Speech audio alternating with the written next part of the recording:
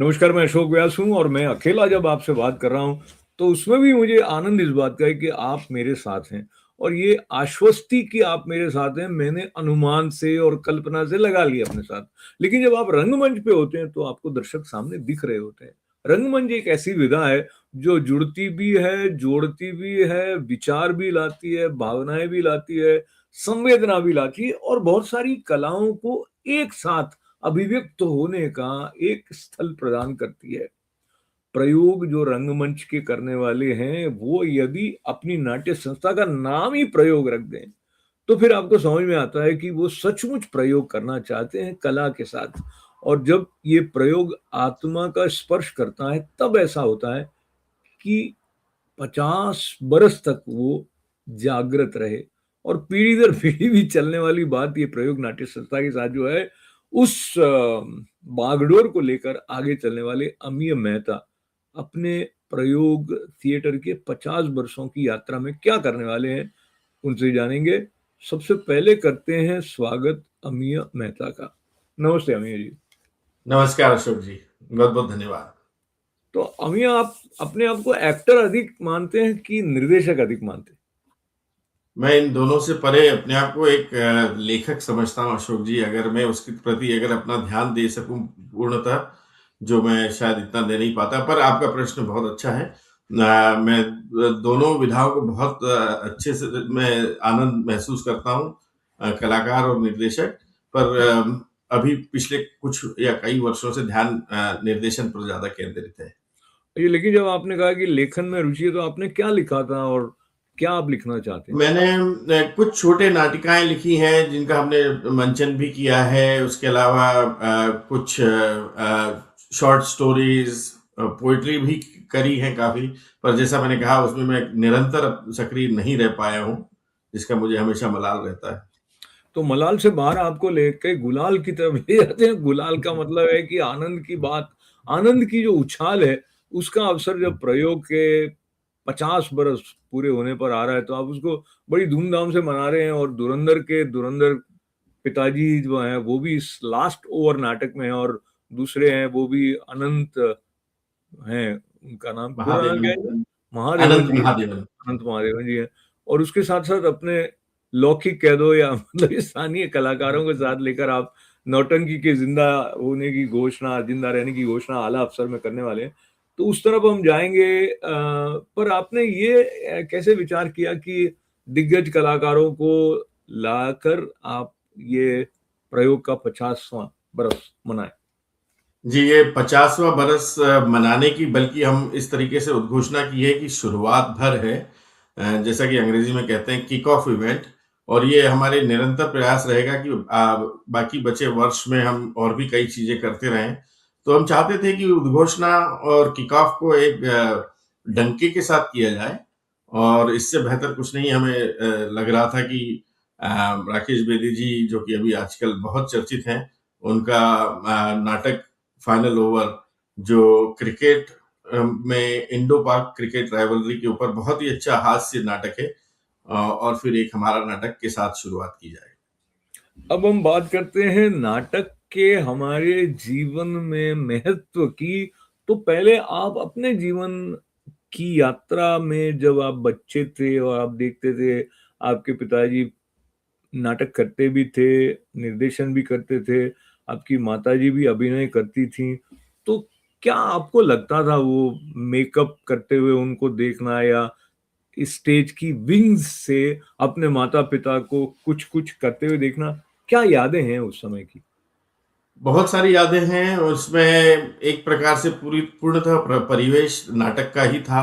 तो पालन-पोषण से लेके और आज तक नाटक का माहौल शुरुआत से मिला, और शुरुआत में कुछ इस तरीके की स्थितियाँ थी कि शायद मेरी उम्र 2 साल, 3 साल रही होगी, मुझे याद भी नहीं है। कलाकारों ने रिक्वेस्ट करना शुरू कर दिया था कि अमी को बुला लीजिए, क्योंकि हमें 2-3 रिहर्सल के बाद उनको पूरी डायलॉग्स याद हो जाते हैं, और ही works to be a very good prompter. तो ये एक बहुत हल्की-सी यादों में है, और उसके अलावा अनेकों बहुत सारे रोचक किस्से बचपन के। अच्छा, तो वो उन दिनों में जो नाटक खेले जा रहे थे, उसमें प्रमुख कौन से याद आते हैं आपको? बहुत से हैं, सर्वेश्वर दयाल सक्सेना जी का बकरी, जो मुझे मालूम है आप भी अपने कॉलेज में खेला था, जी जी। कॉलेज में खेल चुके हैं। मणि मधुकर का दुलारी बाई, शरद जोशी का अंधों का हाथी, विजय तेंदुलकर का पंछी ऐसे आते हैं, खामोश अदालत जारी है। एक बहुत लंबी फहरिस्त है, बहुत ही लंबी। मैं बोलता चला जा सकता हूँ। मेरे पिताजी ने जो इस नाट्यकर्म को शुरुआत की, तो उन्होंने निरंतर अनेकों मतलब शुरुआत के 10 वर्षों में उन्होंने कम से कम 35 एक नाटक करे होंगे, इफ नॉट मोर।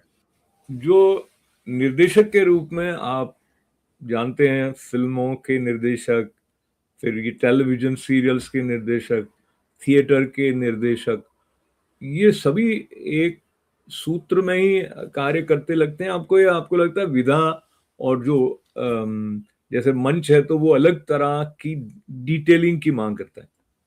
बहुत अच्छा प्रश्न है। जो मैंने थोड़ा बहुत फिल्मों का कर्म कार्य देखा है, या थोड़ा बहुत एक शॉर्ट मूवी भी बनाई है, और उसका अगर मैं कंपैरिजन नाट्यकर्म से करता हूँ, तो मुझे लगता है नाट्यकर्म में निर्देशक की जिम्मेदारियां कहीं ज्यादा है। वो निर्देशक ही नहीं होता, बल्कि प्रोड्यूसर भी होता है नाटक में। एक अच्छा निर्देशक होने के साथ साथ उसे एक अच्छा प्रोड्यूसर होना, एक टीम को बांध के चलना, और डिसिप्लिन को बनाए रखना बहुत आवश्यक होता है। जो जिम्मेदारियां मुझे लगता है शायद फिल्म के कार्य में बढ़ जाती हैं, निर्देशक सिर्फ निर्देशन करता है और दूसरी जिम्मेदारियां दूसरे लोग निभाते हैं, पर ये काम पूर्णतः नाटक में तो निर्देशक के ऊपर ही आता है। तो एक कुशल निर्देशक वो ही साबित होता है कि ना सिर्फ निर्देशन, बट और भी बहुत सारी ये सब बातों को अच्छे से संजो सके। तो हम ऐसे विभाग करके बात करते हैं, क्योंकि 50 वर्ष के बहाने को लेते हुए हम रंगमंच को और अच्छे से समझने का प्रयास करते हैं। तो हम अलग अलग जो डिपार्टमेंट आप कहें रंगमंच के, उसमें कुछ ऐसे हैं जो हाशिए पर रहते हैं, जिसके बारे में दर्शक कम बात करते हैं संभवतः, जिसमें से एक प्रकाश व्यवस्था है, एक जी, ध्वनि संयोजन है, जो भी बैकग्राउंड म्यूजिक है वो वाली बात हो गई। इसके अलावा जो मंच सज्जा है, वो तो ये भी आपके और फिर हम उधर तो जाएंगे, जो कि महत्वपूर्ण है कि नाटक कह क्या रहा है, उसकी जो संरचना है वो कैसी है वो, और निश्चित रूप से निर्देशक और अभिनेता इत्यादि हैं। पर मैं प्रारंभ करना चाहता हूँ, आपका भी विशेष ध्यान रहता है प्रकाश व्यवस्था पर, और उस जी, दृष्टि से अब जिस युग में हम आ गए हैं, जहाँ पहले के मुकाबले में बहुत सारी फैसिलिटीज हैं, नॉट जी, ओनली तरह तरह की लाइट्स हैं, आपको डिम वगैरह करने की फैसिलिटी पहले से बेटर है, और बैकग्राउंड में आप कुछ कुछ दिखा भी सकते हैं दृश्यों को, तो आप एक तरह से जो audio visual medium technical digital है उसका भी उपयोग कर लेते हैं। आपको क्या लगता है, ये नाटक को शक्ति प्रदान करता है, या आप इसको कैसे लेते हैं? नहीं, ये निश्चित तौर पर नाटक को बहुत शक्ति प्रदान करता है। आज से 30 या 40 वर्ष पूर्व खेले गए नाटकों को मैं अगर याद करता हूँ, तो मुझे ध्यान आता है कि बैकग्राउंड में सिर्फ एक पर्दा लगा दिया जाता था, और वो एक स्थिर पर्दा होता था, जो कि नाटक को अगर कहीं इन्हांस करने की आवश्यकता है, तो वहाँ उसका कोई महत्व नहीं होता था। तो ये तो एक टेक्नोलॉजी ने बहुत कुछ दिया है हमें, चाहे वो प्रकाश या ध्वनि से संबंधित बातें हों, और सबसे बड़ी बात तो जो पार्श्व में हमें एक पर्दा मिलता है, उसके द्वारा हम कई तरीके के दृश्य क्रिएट कर लेते हैं। एक उदाहरण के तौर पे एक हमारे एक नाटक का उदाहरण देना चाहूँगा मैं आपको। हमारा एक नाटक है न न नहाए बहादुर, जो एक विशेष आंदोलन से संबंधित है या प्रेरित है कह सकते हैं। और उस नाटक में जब कुछ ऐसी स्थितियाँ बनती है मार्मिक, जब उस आंदोलन के बारे में बातें हो रही हैं और उस आंदोलन से संबंधित कुछ दृश्य पीछे दिखाए जाते हैं, तो मैंने ऐसा महसूस किया, या ऐसा दर्शकों से मुझे फीडबैक मिला कि उनको वो यादें आ गई उस आंदोलन से जुड़ी हुई, और बहुत मार्मिक उन क्षणों को उन्होंने महसूस किया। तो मुझे ऐसा लगा कि उसने बहुत कुछ नाटक की संदेश को पहुंचाने में मदद करी, और सो ये शायद चीजें पहले कुछ सालों तक नहीं थी उपलब्ध। अच्छा, अब ये जो आपने न नहाए बहादुर और उसके साथ जुड़ा हुआ आंदोलन, और जो पानी की समस्या, और वो जी, जो मैंने भी वो नाटक देखा है, तो जो किरदार होता है, तो जी, ये न नहाना उसके लिए एक प्रकार से विरोध प्रदर्शन करना है, जैसे कोई काला झंडा लेके जाए तो वो अपने आप को ही उसने बिल्कुल। काला झंडा जैसा बना दिया। पर उस कथानक की तरफ बिल्कुल। नहीं जाते हुए फिर से इधर आते हैं और जी। बल्कि बहुत सारे चरण छलांग लगा के 14 वर्षों से आप लगभग यहाँ भी सक्रिय रहे हैं नाटक में। तो जी। कैसा अनुभव आपका रहा है? लोगों का रुझान, क्योंकि यहाँ देखिए ये कमर्शियली वायबल प्रोजेक्ट की तरह नहीं होता है, ये शुद्ध सेवा की तरह ही होता है जहाँ तक मेरा अनुमान बिल्कुल, है।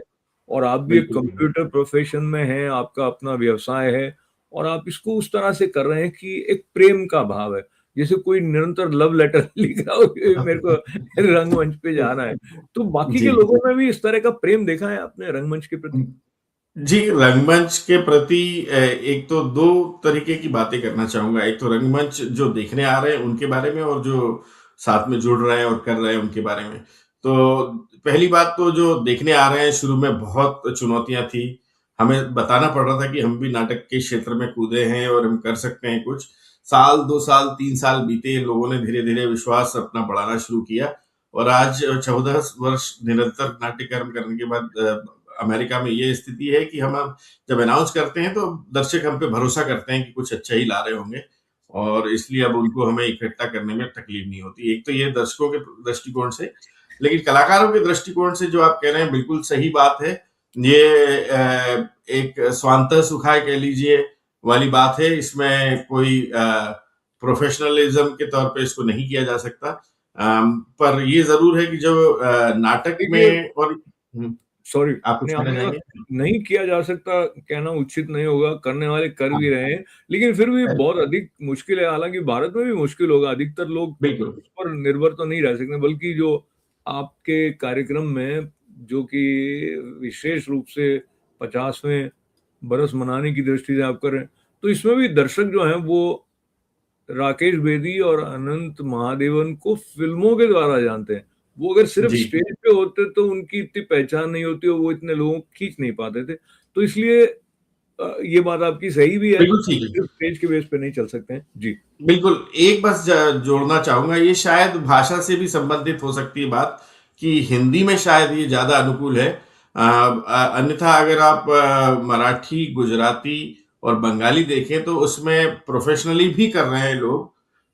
तो ये खैर शोध का अलग विषय विषय हो है कि जाएगा। ये जी, तो फिर से इधर आते हैं और जो यहाँ पर देखिए कोई भी नाटक है तो उसमें जितने भी पात्र होंगे उनके अनुसार आपको लोग चाहिए कि ये एक्टिंग कर सके और प्रोफेशनल एक्टर्स तो हैं नहीं, लेकिन एक तो उनके भीतर प्यास होनी चाहिए या उनके अंदर इच्छा होनी चाहिए कि मुझे स्टेज पे करना है। ऐसे लोगों को कैसे ढूँढ लेते हो आप? और दूसरा, ऐसे लोग मिल जाने के बाद में जो एक तारतम्य बनता है, जैसे 8-10 जितने भी 15 जितने भी आपके उसमें किरदार हैं, तो कितनी चुनौतियाँ उसमें रहती हैं। न्यू जर्सी में रहते हुए हिंदी भाषा के साथ भी जुड़ाव हो, रंगमंच से भी जुड़ाव हो, समर्पण समर्पण भी हो और अहंकार भी नहीं हो कि ये मुझे क्या बताएगा, मैं तो जानती हूँ, जानता हूँ। तो उसके बारे में थोड़ा अपना अनुभव बताइए? बिल्कुल ये बहुत बहुत ही अच्छा प्रश्न है अशोक जी। शुरू के साल, 2 साल या 3 साल तक हमें ढूँढना पड़ता था ऐसे लोग और बहुत चुनौतीपूर्ण काम था। लेकिन अब चूँकि करते हुए कार्य अमेरिका में 14 वर्ष हो गए हैं, तो मैं तो कहूँगा पिछले 8, 9 या 10 वर्षों से ये स्थिति है कि ऐसे लोग खींचे चले आते हैं स्वयं ही। अरे वाह! क्योंकि काफ़ी अच्छी जिनको चीज़ है। थिएटर का एक करने की बहुत मादा है, इच्छा है, वो वैसे भी मैंने देखा है कि ढूँढते रहते हैं। और जब स्पेशली हिंदी में तो बहुत ज़्यादा कार्य करने वाले निरंतर न्यू जर्सी में लोग कम ही हैं। तो जब उनको ऐसे लोग दिखते हैं तो वो दौड़े चले आते हैं और फिर हमारा काम बस उनके साथ बातचीत करके देखना होता है कि उनमें कितनी संभावनाएँ हैं, नाटक के तौर पे और हमारे साथ जुड़ के चलने के तौर पर और बस उसके आगे तो कहानी चली जाती अच्छा, है फिर। क्या कारण लगता है आपको, क्यों खींचे चले आते हैं? मैं फिर उसके बाद में अपने जो भी मेरा चिंतन है, वो भी मैं आपके साथ बाँटूँगा। पर आप बताइए जी। क्यों करना चाहते हैं लोग? क्या मिलता है जो उससे? नाटक का मुझे मेरा ऐसा मानना है अशोक जी और मैंने कई बड़े कलाकारों से भी जो चाहे वो फ़िल्मों के भी हों सुना है, कि जब तक वो स्टेज पे जाते हैं उनको वो आनंद नहीं आता है क्योंकि नाटक की वो विधा है, रियल विधा है, कोई टेक नहीं है और आपको इंस्टेंट ग्रेटिफिकेशन मिलता है। तुरंत जो गदगदाहट मिलती है दर्शकों की तालियों या उनके रिस्पॉन्स से, वो आप बड़ी से बड़ी फ़िल्म भी बनाएँगे तो एकदम आंखों में सामने सामने नहीं मिलेगी। तो ये मैंने कई बड़े कलाकारों से भी के इंटरव्यूज वगैरह में मनोज वाजपेयी, नसीरुद्दीन शाह वगैरह की सुना है। तो शायद ये जो कुछ काम अगर कोई लोग कर चुके हैं और उनको वो अनुभूति उन्होंने महसूस की है, तो वो बहुत इस खोज में रहते हैं कि इस तरीके का प्लेटफॉर्म मिले कि जहां वो उसको आगे बढ़ा सके, करते रह सके। तो आपने जो कहा उसमें दर्शकों की उपस्थिति और उनकी प्रतिक्रिया का कोण जी, है। मैं जहाँ से जी, देख रहा था उसमें ये है कि मनुष्य कुछ भी करता है, विशेषकर कला माध्यम से जुड़ते हुए, उसको कहीं न कहीं अपने भीतर की जो मुक्ति की छटपटाहट होती है, वो वहाँ तक ले बिल्कुल, जाती है। और मुझे लगता है जिस तरह से इन अनइन्हिबिटेड होकर आपको मंच पर जब आप अभिनय कर रहे हैं तो होना होता है, वो भी एक अनुभव देता है। और हम रंगमंच के माध्यम से अभिनय के द्वारा अपने मुक्त होने का उत्सव मनाना चाहते हैं, कहीं न कहीं बिल्कुल, जाने-अनजाने में। तो एक तो वो बात बिल्कुल, रहती है। अब ये अगर नहीं होगा, तो वो संकोची मनुष्य तो अभिनय नहीं कर सके कर सकेगा। बिल्कुल और ठीक बात। आप नहीं, आपने आपने ऐसे भी अभिनेता देखे होंगे, जो मंच पर इतना खुलकर परफ़ॉर्म करते हैं, लेकिन अंतर्मुखी होते हैं, एकाकी होते हैं। जब वो समाज में बिल्कुल, आते हैं, तो आपको लगता है कि ये तो वो मनुष्य नहीं है, जो स्टेज पर जो दिखाई दे आपको रहा देखना है। है। ऐसा आपका अनुभव बिल्कुल ठीक। एज़ निर्देशक रहा है क्या? ये आपका ये जो कोण है ये भी बिल्कुल सही है। बहुत से लोग बड़े-बड़े कलाकार ले लें या जो भी हमारे साथ भी जुड़ के चलते हैं, वैसे अगर वास्तविक लाइफ में हो सकता है अंतर्मुखी हों, लेकिन जब वो स्टेज पे आते हैं तो एक अलग ही तरीके का एक्सप्रेशन उनके द्वारा देखने को मिलता है। तो जो आपका पॉइंट है या कोण है वो बिल्कुल सही है कि एक अंदर की क्रियात्मकता को निकालने के लिए बहुत ही अच्छा प्लेटफ़ॉर्म है नाटक। जो लोगों को एक बहुत अच्छा आउटलेट देता है और शायद उनकी जो अंदर पर्सनैलिटी नहीं है, उससे भी आगे बढ़कर उनको कार्य करने का मौका देता है। मुझे ऐसा लगता है। अब एक निर्देशक के रूप में जब आप चयन कर रहे होते हैं कि कौन-सा नाटक खेलना है, तो वो प्रक्रिया कैसी रहती है? वो प्रक्रिया तो सबसे बड़ी तो ये है कि निरंतर पढ़ने की प्रक्रिया है अशोक जी। साल भर मैं कोशिश करता हूँ कि बल्कि प्रतिदिन कोशिश करता हूँ कि कुछ न कुछ पढ़ता रहूँ और कई नाटक पढ़ने के बाद ऐसा लगता है कि जैसा आपने बोला बहुत सारे पैरामीटर्स हैं, कितने कलाकार हैं, किस तरीके के कलाकार हैं।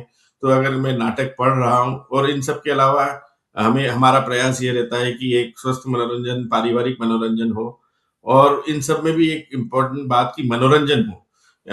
हमारा जो समूह है, वो प्रयोग तो करता ही है, जो कि एक जिसे बोलते हैं क्लासेस के लिए भी अच्छा होता है, पर हमारा उद्देश्य कभी भी ये नहीं कि सिर्फ़ क्लासेस के लिए 20 25-50 लोगों के लिए एक कमरे में बंद करके और नाटक कर दिया जाए। हम कोशिश ये भी करते हैं कि मासेस को भी जोड़ें। तो ये सारे पैरामीटर्स को ध्यान में रखते हुए जो कई नाटक पढ़ने के बाद कई बार होता है कि ये लगता है कि ये नाटक बड़ा इन मापदंडों पर उतर सकता है, तो फिर उनको चयन किया जाता है, फिर हम उसको कुछ बार पढ़ते हैं अपनी टीम के साथ मिलके और फाइनलाइज़ करते हैं।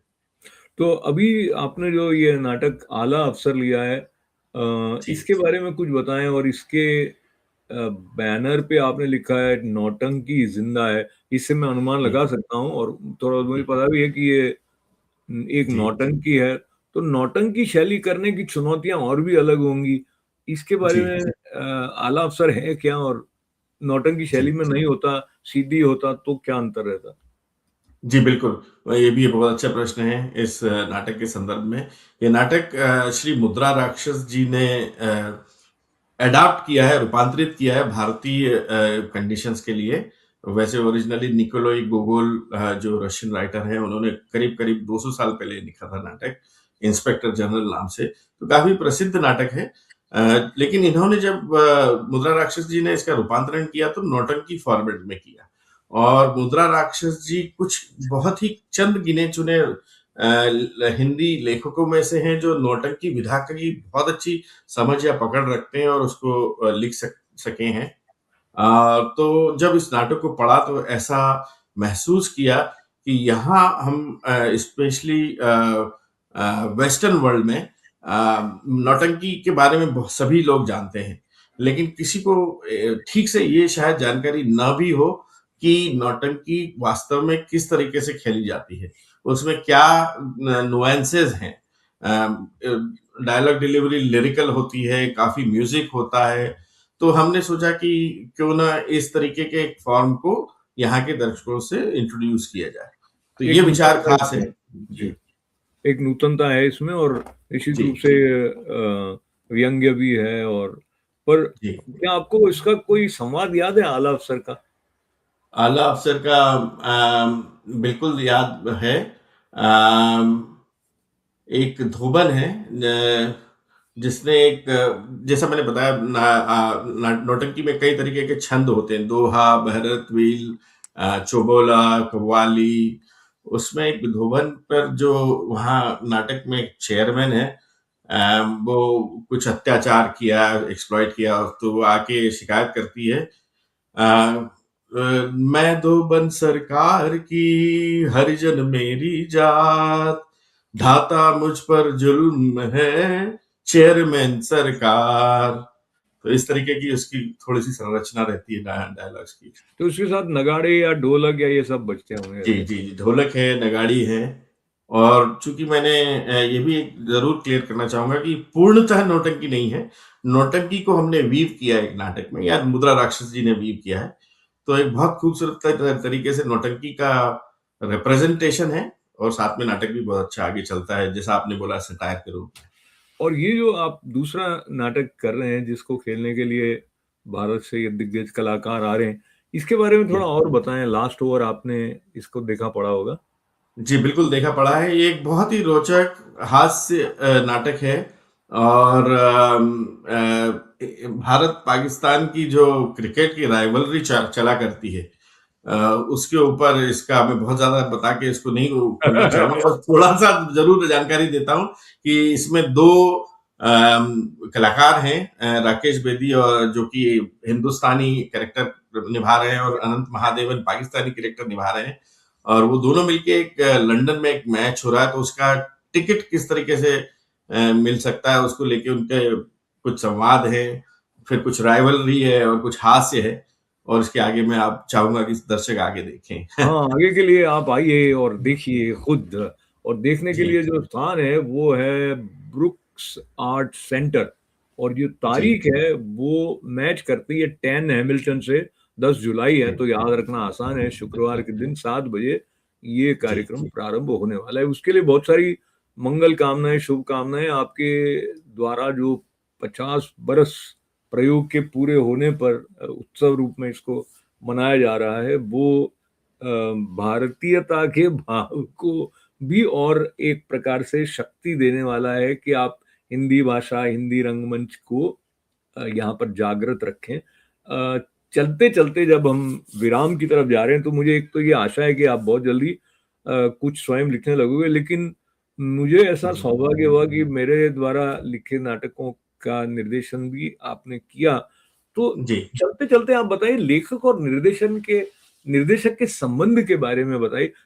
क्रिएटिव इंटरैक्शन और कितना इम्पोर्टेंट लगता है आपको लेखक का जी, निर्देशक से तालमेल होना? बहुत बहुत ज़रूरी है। और ये आपने बहुत एक अच्छा उदाहरण पहले ही बताया कि आप ही के लिखे 3 बहुत रिसेंट टाइम में लिखे बहुत रोचक नाटक जिनकी काफ़ी सराहना हुई, वो आपने के साथ आपने मुझे इस लायक समझा और ज़िम्मेदारी दी कि इसका एक पाठन किया जाए, जो हमने कुछ कलाकारों के साथ मिलकर उसकी एक्सप्रेशंस को ध्यान में रखते हुए किया। तो और मुझे ये भी ध्यान है कि इस प्रोसेस के दौरान जब हम पढ़ रहे थे और उसको आपने काफ़ी परिवर्तन भी इसमें लाए। तो मेरा ये सोचना है कि मंचनीय दृष्टिकोण से एक राइटर और एक निर्देशक का सामंजस्य बहुत ज़रूरी है। अदरवाइज़ कहीं ऐसी भी स्थितियाँ हो सकती है कि राइटर सिर्फ़ ऐसा कुछ लिख दे कि पर्दा जल रहा है या खड्डे में कोई गिर गया, कुछ इस तरीके की दृश्य जो व्यावहारिक निभाना व्यावहारिक ना हो। तो वो इसलिए मुझे ऐसा लगता है दोनों का सामंजस्य बहुत ज़रूरी है। तो ये एक इंटरैक्टिव प्रोसेस है जो निर्देशक, लेखक, कलाकार और निश्चित रूप से अंततोगत्वा दर्शक की भागीदारी तक जाता है। पर मुझे जी, बहुत जी। प्रसन्नता है कि प्रयोग के 50 बरस एक अलग तरंग झनकार लेकर आ रहे हैं सृजनात्मकता की और सामूहिकता की। तो बहुत सारी बधाइयों के साथ में मंगल कामनाएं। हमारे बहुत साथ बहुत थे अमित धन्यवाद। मेहता जी, बहुत बहुत और आपका आभार है। तो इनको धन्यवाद देने के साथ साथ आप सबका भी धन्यवाद। आभार। 10 जुलाई भी याद रखें। और इसके अलावा रंगमंच के साथ जिस रूप में भी जुड़ते हैं, जैसे मैं पूर्व में कह रहा था, वो कहीं ना कहीं हमारी मुक्ति का जो एक भाव है, उसको एक शक्ति देने वाला तत्व भी रंगमंच में छुपा हुआ है। तो वो उसको हमको आनंद से अपनाना चाहिए। बहुत बहुत धन्यवाद। मंगल कामनाएं। फिर से नमस्कार। बहुत बहुत धन्यवाद आपका।